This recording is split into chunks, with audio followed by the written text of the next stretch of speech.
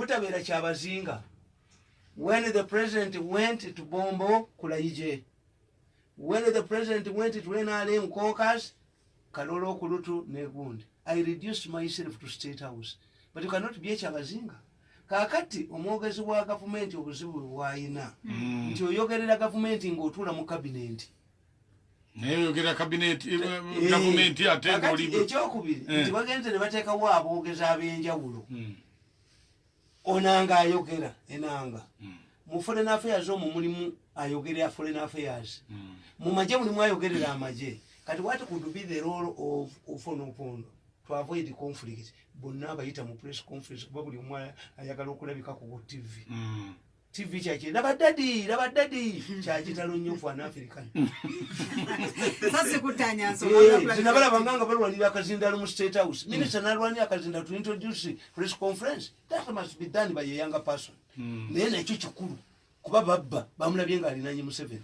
Katenti ka Museveni bakayingira mu ne bakalwanira bafaati anti ababbi baga nti omulabo oyo yakugobera ekintu wa Museveni kati bakalwanira a tent that is supposed to be of his ages bakalwanira katenti Mumi nevuga naleka bwe ensawo nagenda ensawo najiteekawo baleme kutuula namutulime biko ati nakangabala abalabi balengere tubalengera bulengese tumanyi katemba abeera diplomacy kintu kikulu omubaka yalaga eggwanga bwe mulitwala omubaka w'eggwanga yalaga eggwanga nti ono Major General wandikuleetedde Major General ate baaliwo wano nali byofuna nga yeegaaga tewali mugalire wandikusinza intelligence enkya Rwanda bwe nementioninga nti gundi aligindi. You think those people are not serious?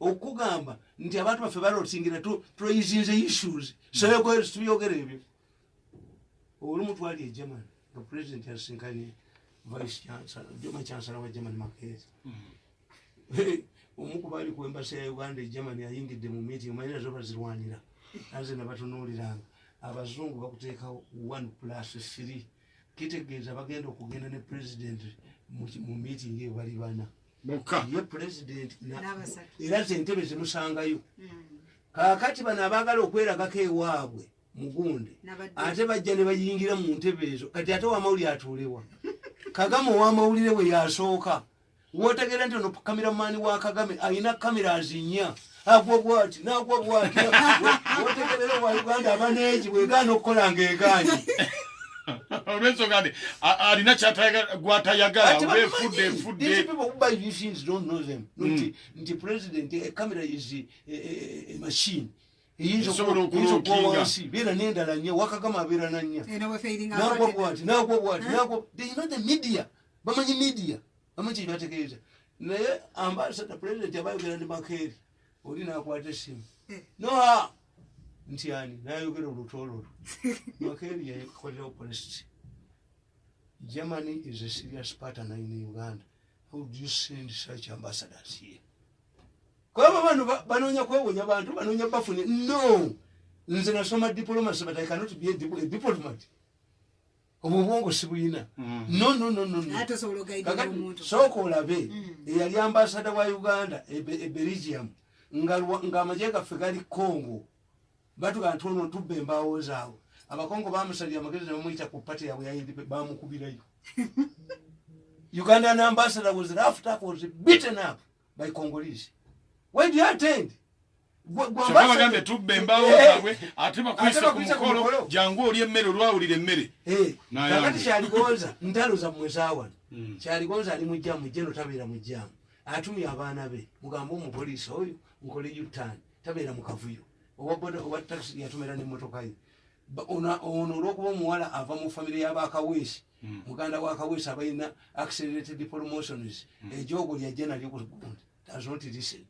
Abaana tebayinza kuddayo kugamba jeno nti nakata kwa nini ajivaamu amuge nti owaali bamugamba mbu yakoze eki yamukubye nenda baba ready paper nga bakola ekyobusiru akutta obuwala mu mbugo ate ne bateekako nti ataane naali mulale ekitegeeza eyo lali yali atiki aligonza yagiteeka kamwe namwakwatamu ako ge gali amazina gamwaka okulala yamu bonna mwakwatamu kakati yali ayagala kutta Kyaligonza oba yanona NRM yali agakona NRM ati amanya yali agati yanona Kyaligonza kati ate bogamba nti ati nga n'obukofiira bulabika nti mulaba abagwagwa ate Kyaligonza ekaya yakwatamu bwenna bakwatamu namwakwatanga mugali mazina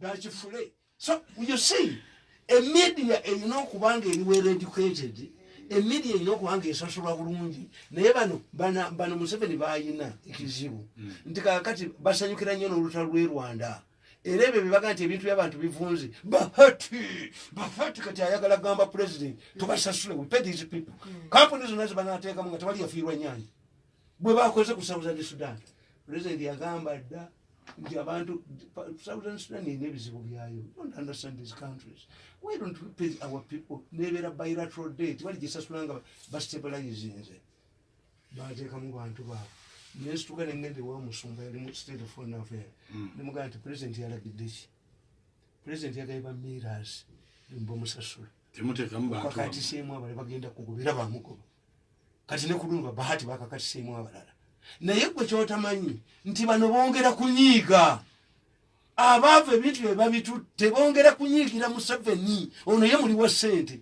this the problem where it is nti president yakwata abaana bagundi wali abapaka yadi ng'akatale kakutta omuliro n'abawa biliyoni ya sente babaga nti mutuweeko kwota mutuweeko 2.5 ne bagana era abaana bayongera kunyigiramu babasiba mu kkomera era ne badduka sente ne bazitwala simanyi ne bazigulamu ababawangayo kitu I would feel happy if the president's pledge has been fulfilled kati ku sente n'obujozi kamulondeko kimu obujozi bwamu okubba ne power mulonzeeko kimu mulidde mugoyo I'm telling you president omusajja najja wano n'amugamba nti emmotoka zammwe olubakwata emmotoka zaffe 12 Mombasa Kenya Good Revenue Authority nezitunda lack of payment kakati omusajja omugagga nnyo najja n'agamba president nti njagala okukola inland port e Malaba ng'ebintu byemu byonna nze mbijja e Mombasa nembibateera wano kale bibalemere wano president bought the idea namanyi nti bali bagenda okukola egundi inland port nanyini kyapa bakimujjako bamutwala ku Gun Point bakiwamba era inland port tebeerangayo and these people want government or not nolwekyo ekyo si kye Ebola yafunye ku Congo Ebola if you go to Rwanda the Dogo section is the strongest Dogo section ye Rwanda eri atipa department endala nabagandi kati wano bwe bayagala ku investing omusango kwata bagundi ba traffic abatraffic bali mu amagezi buli mwana asomye nga ina mukadde we amuteka mu traffic yabbe but previously traffic fire nererwe nga temuva mu inspector general police no bavanga mu special force special budget anga batya special gundi eyo nga omukulembeze waayo head wire ino kusinkana oboti every domu boda special branch when you fall kakati we must review si Rwanda yuka Rwanda byetukola bitulage nti nyumba yaffe etonya tibo bamaze okupulaninga eso kuyamba ki ezasobola kuti what if it was war singa twagwadda wa eso yito kugana nonya president nambula kyovula baba wamba yiga munonya nambula kati yeso ekwata bintu by'abaana bana bekoledde sente zaabwe tewanna bawo muzungu ajja wano mukwata bintu by'abaana akamvubuka kano kemutegedde akali mumawulire akayina omutima omubi ennyo kakola kampuni n'omulaba muyitambanga sinamala kumanya buba batundira ebintu kwata ku kajiko ka mbuga kamumulenzi gwe bakugale firimbi eggalibwe nagamba nyina wa mbuga tiwaffe babikola gye bali kwata ekumyezi ziwandulekedusi n'ekisente ekimumulemu ekituli ekyedda olaba akwata ku bintu bwe yamutana bwe bamuggale firimbi gye baggala firimbi Yoda mukuyisa mukka firimbi nembaga nti omuntu yasomye ku erevo aba yakomye ku 15 bano babalimba nti principles 3 mulabe gye banaalaga kakati omwana mubuuza ne mugamba nti future eriwa siza kukiza mwana kusoma mass communication lwaki media industry egera ku changing ddi tegenda chuka ya empapula ezisasula jo bagamba nti obuzaava you revenue authority ekimanja bilioni 2 nempaka bali revenue muli basiru kubanga muntu tayinza nti ekidomola kyange ekyamata kibuze bakibye nti wakikamyewa nti mukapa era kikama munte bano bagamba obuzaava akola sente mmeka akimuleetinga omusolo ogwa bilioni 2 ezimubangibwa kubanga a tax is levied from a saving yakola sente mmeka obuzaava olyoka mubanje bilioni ezo zonna kati nze nkimanyi nti media industry tegenda kukyukaku in the next 10 years why nti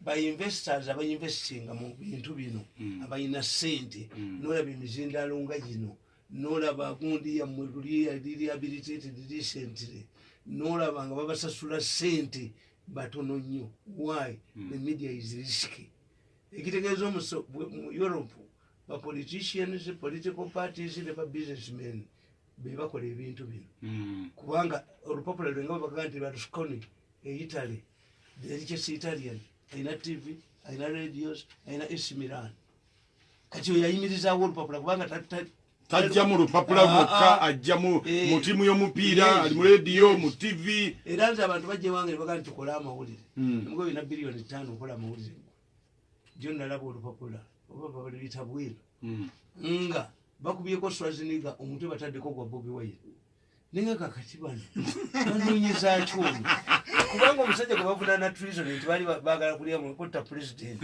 n'omukuba mu bya Schwarzenegger naye ekibakozesa ebyo byonna nti circulation teriyo mu mawulire olina okuba n'emmotoka ze zitambuza nti okutte Masaka saa 7 ogw'ekiro n'ekyuma ekikyo eyolekedde Masaka paka Kabaale okwate endala ekwate wano kakati media industry siyagala tu nti mbagamba abaana nembaga nti bwobanga osoma omulimu genda okebere mu mawulire empapula 10 bwotagulabanga munga bagulanze tosoma okujja ngo osoma gwa kukyekole kakati kankubuuze osomesa environment protection ogere mu university emyaka 3 okujja ko nga gwenda kugera kulaba ensaluzeewamu kakati neme eri kulutinga abantu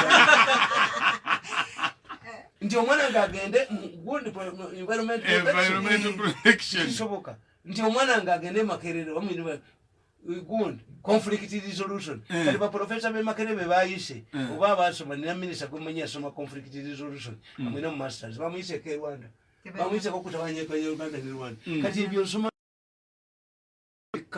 omukuku navu nti ebitabo mbyegulira omukuku navu ne kyetugamba abaana namwe abaana bamumbagambe I can advise my son to wasa mukazi owe nyezo kama mwana wange omusajja tomufumbe yena agenda nengaze nga gwe wabadde wakimugambye kose ye ndikubuulira nti omala biseera situation tejja kukyuka kati the next 10 years tujja kukyuka ekyokusana buli wakolanga ekintu n'okisoma mu university nga waliwo ataasoma kusinga okikola wasomera bwere kudde mu teaching practice baba nemboko bendese mu kwisi nga tolinayo kyakusomesa bana naye kanzireyo babaana bano kibonga abasomesa baddanga ku teaching practice mu senior ne basomesa nga nze njagala mu kiboko yokka kuba bantu kakati olapa obwongo nti naye obusomesa bwakuyamba in fact education is a good course nze okusoma environmental protection gundi kakati newunyeza mu ggwanga muno naali balazeeko nti president bwe bamunyigiriza ennyo n'ata abacuba kuba kyategeerwa bubi abacuba baali babaleeta basomesa abaana emitima abantu betutwala eyindi yawa nti abantu betulina obulungi general doctors buli kimu akijjanjaba teyabaleeta kujjanjaba baali bazze kusomesa kakati bamusinza amaani n'akwata abaana 50 n'abaweereza eyindi sente zetumaliddeko kumpizivu nnyo 10 sente bazibira wano tebagenda abaana 10 sente bazibirawo tebaalinya nyonyi genda kusoma ezo sente bazibba abaana bwe bakomyewo about 40 baba bagobye era teboogerwako ekyo kyensasire Museveni ti Uhuru Kenyatta ayina media ye TV Museveni tayina ne bwagikola bamubba tayina tiimu nti abaana 40 president baweeredde ne bakomawo wano nga bakola mitima liver transfers biki babagobye mwe kye baagala bafati kati ye muferali wennya amaanyi kakati bwe kye baagala okimanyi baagala president yali agala batandike emulago okukola bwe kye baagala kuzimba Lubowa mutudire investor tumuole trillion ya sente azimbe. I attended a meeting omukazi afaanana Gaddafi yayagala okufinansinga eddwaliro eryo bano bafere kakati imagine nti president mwetemwalioza tebwali badde basawo 10 ate mwana nabagamba nti mafia ya Uganda teri tribal goloza mu baana bo batwala abasha basinga mu bungi mafia ya Uganda teri tribal n'abaye balya kati bano bayo bwenkogoda nkugamba tuwawulya ko nga balanga nti public service muleta abantu how did we are selected who are they likely to dominate this list era babakubye abaana batudde babagobye tekinafuluma walala wonna mawulire kubanga ulye gonna bagakontrolinga nti president abaana 10 byo balibbirawo wano olwedde bamaze okolifayinga tebogerwako bwona oboogerako president yali agala batandikira emulago bwoboogerako eddwaliro liri terikolebwa mwe baagala okubba bahati ensi yamu yakolimirwa kyokola bano bagamba nti mwekizibu kyammwe kasita ofuluma ku muzigo n'ovuma balo tibatula enkalu ate toyinza mugamba nti wayi wafunyisize oyagala mukagundi ate wamugambye dda batula enkalu ate nekyajingadde kakati mu ggwanga lyammwe kyovulaba nti mbabuuza nti abange lwaki omugabuzi yeesiba kuyaze mu lumbe nti liyo emmere yampaka weleka oli aliyeemu aba ayagala lwaki edduuka lyosabire ngeri mu liggale nga balala gakola lulemera ku liggale oyagala bbanyi Rwanda ekobye emmere yammwe mugijjeyo yes it should be Rwanda the strikes would be in Rwanda nti batumye emmere it would be Kagame facing resistance in Rwanda who are buying this food. Why is it sife tujje emmere yaffe tudde tujeri bali lwakite Rwanda eri organized nze mu nsi muno nali simanyanga kuminwe gyendya ejamatoke bwe tutuuka e Rwanda president Kagame n'agabula president Museveni ekijjulo mu makaage sekigali gundi nyera wetoloddwa ennyanja bwewati walungi naye banneighbours beera bwobalaba bali gundi yabalekawo bwate bali poopoobo naye abasirikale bajja ne batugamba timugenda kulya ddina wano nti oli emirimu gy'amatooke emeka in Rwanda we don't have a west mumpeena nali sikimanyangako nti eriyo omuntu asobola okubala eminwe gy'onoolya n'amanya n'abajetinga ekitegeeza nti abanyarwanda bwe babagamba emmere yammwe bagigoba eri teri purobulemu lwaki nti bwe bategeka nti buli nyumba erya kiro z'omuceere 2 bagulina okumala emyaka 6 ebyaji bino byonna byemulaba storage biki byebibabonyabonya nti kasooli bw'aba mu sizoni omuntu okugula ennusu 100 ennyanya bwe zibeera mu sizoni akatasi ne kagula ennusu 100 kakati ate ennyanya ne zijja zigwawo omulundi gumu olwalaaka over storage kakati ate ennyanya emu negula 1000 that's no problem amin gwe tujerega yayina silos ejjinja abayitale be bazikola amin gwe tujerega yayina storage z'amafuta nga zimazaako emyezi 6 we are a landlocked country. In fact, Rwanda would be in a weaker position than us. Kuba ebintu byayo bikola ki ekyokubiri nti mu Uganda tetuyina badiplomats nze baga nti mbakuba nedda mbabuulirira bubuulirizi mutunuulire Uhuru Kenyatta president bamuteekako empulutulizo ya ICC naye yamobilizinga abantu Africa yonna nebeera united ekiri why they have respected diplomats nti ono yakolako egindi ono nakolako egindi mu Uganda badiplomats betuyina mubamanyi abantu tebawula ambassador nakalya diplomat okuyita ambassador tekitegeeza nti olina eggwanga lyokiikirira ambassador is a rank in the foreign affairs gundi rankings kati wano mu Uganda mulina baambassador 5 bokaboka ambassador Senyomo ali mu basiraamu yagenda mu vegetarianism kyani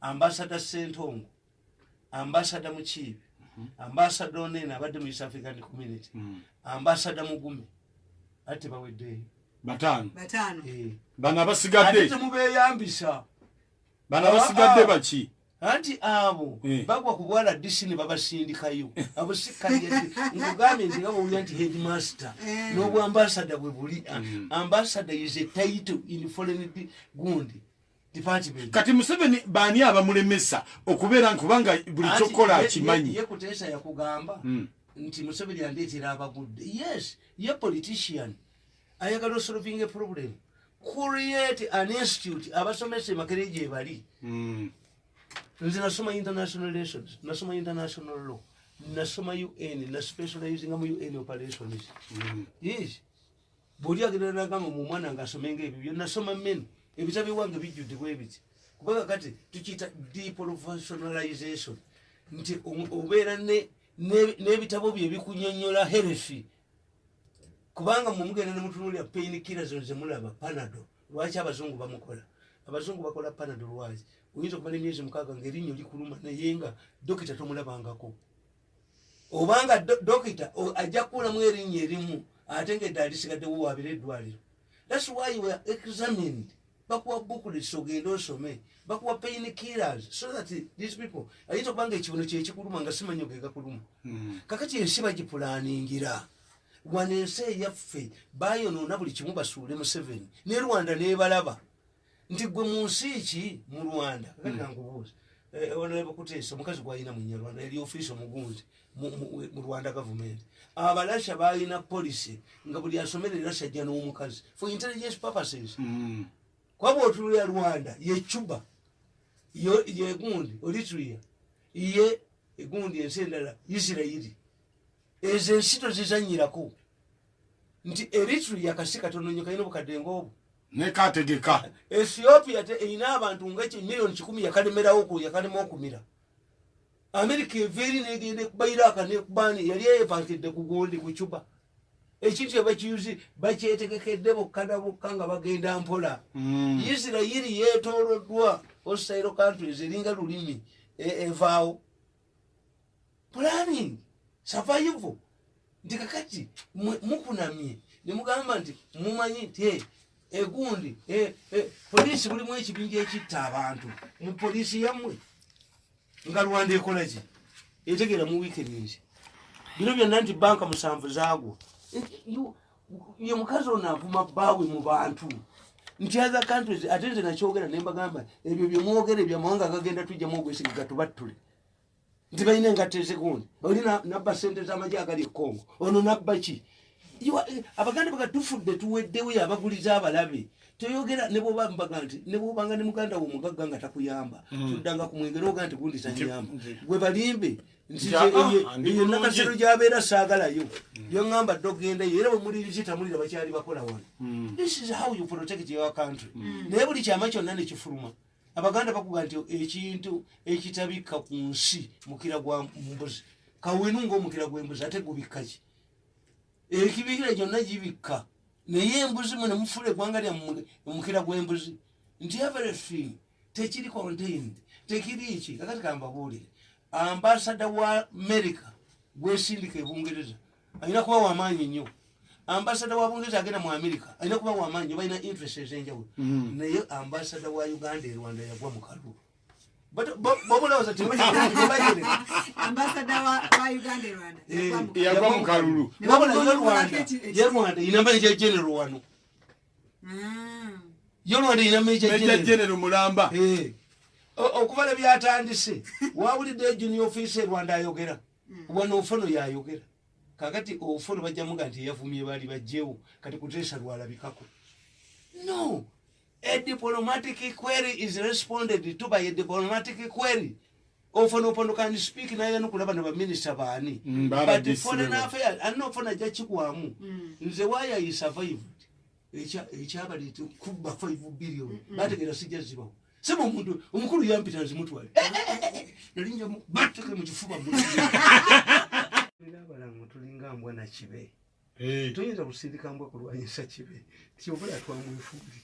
That's what the statement okero lutwa made nagenda Juba 26 president yagenda ejuba 26 eyasooka okugendayo tebanayisa referendum okusalawo nempandika akatabo kange nti abasajja bano bajja kulwanagana. I predicted this civil war in Sudan.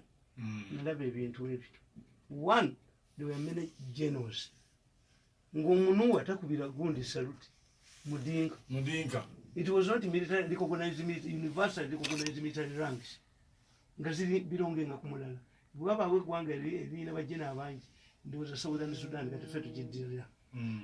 Ekyokubiri bwe baagenda balowooza like other fighters tebajja kwagalana nnyo ne babawa ekitundu bonna mu baba bazimba ba generals. Era mu katabo kange omuntu gamba nti once the enemy you have been fighting goes, you just start looking at yourselves. Kasi omulabe gwe mulwanyisa avaawo mutandika okukola ki? The moment abeena ere baategeera nti ababayeekera tebakyasobola baatandika okulwana bokka tebasobole Museveni. You must have a right. Muyina okuba n'abakanga kati bo tebalina gwe batya. Kaakati olutalo lw'Abadinka n'Abanuwa lwe lwagwawo buli nnyumba ya Munuwa yali emanyiddwa. Battingana b'ofiisers kuba bali mu ngundi emu. Olwedde ate nga beepinga. Olutalo bwe lwagwawo Abadinka batta Abanuwa okukamala obukamazi. N'Abanuwa nabo kye baakola buli Mudinka yali mu balakisi zeeyo ewalala country kyali gundi kyali mu Nigeria ku Biafra nti abayibo baasala abahausa bangi abaali mu gundi. Kaakati ssebo bw'olabanga abantu nga mulina bimufaanaganya Rwanda yava wano ate Rwanda ekimanyi the fallback state of Rwanda is Uganda. Rwanda ejja bafuga. If it took the Tutsis 50 years to go back to Kigali, it can take whether they go and see nga almost half of the population anywhere. Awekonga waliwo amajja agawera olusanvu naye lwaki Malawi erina amajja awo ekongo abaasinga okudduka mu genocide baali luddawa bali Malawi. Oyinza okubala population ya Rwanda nga bali bweru nabo they are planning to go back kubanga bano baakikolako. The Tutsis are destroyed 3 times nga baba tukubye Burundi. Mukaka Habyarimana disorganized his government. Kakati abo nabo bwe bali gwanga kiri ne byafiiringiramu emirembe. Nagenda ne ngamba bannemaga nti bannaye okulowooza kw'omukozi Kagama abakkirize ku bukambwe bw'ayina akkirize mugende nga buli Friday mu kimu abakazi Abanyarwanda mubaleete wano mbasiige sirimu mubazzeeyo. Do you count them oba baddayo batebaddayo? Tebayinza kukkiriza bannaabwe kukola bye bakola nti baasi zatandikibwa Habyarimana yakkiriza baasi eziva wano genda e Kigali abantu tebaga nti abagenda nga tebadda nabo gye baayita baggalayo is a survival state. Nolwekyo muba mubagendeko ki nti nedda level ekisaana okukolebwa kwe kujja omubaka e Rwanda atalaga seriousness yammwe.